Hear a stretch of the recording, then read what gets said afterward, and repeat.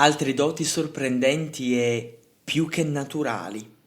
Nella vita di Don Bosco i sogni costituiscono un capitolo a sé da studiare attentamente. Per ora tradiscono una capacità prodigiosa di preveggenza che riesce molto utile al nostro amico. Eccone un saggio. Una notte sognò che il professore aveva dettato il compito in classe e che egli stava eseguendolo. Svegliatosi, balzò di letto e scrisse quel compito che era un testo latino, poi prese a tradurlo con tutta comodità.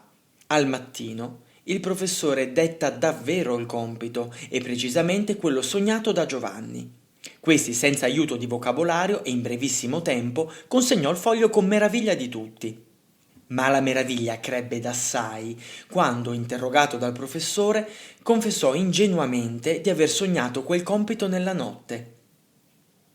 Altra volta capitò la stessa cosa. Bosco aveva consegnato in pochi minuti il compito, eseguito a perfezione. Il professore, grandemente ammirato, comandò che gli portasse la brutta copia. Giovanni obbedì.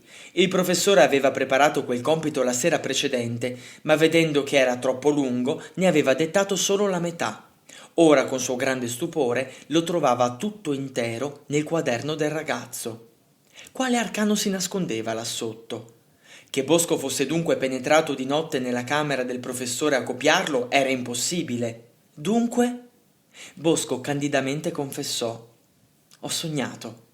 Cioè aveva sognato il dettato e la traduzione e li aveva scritti interi sul quaderno, mentre sul foglio da consegnare si era limitato a scriverne quanto aveva dettato il professore.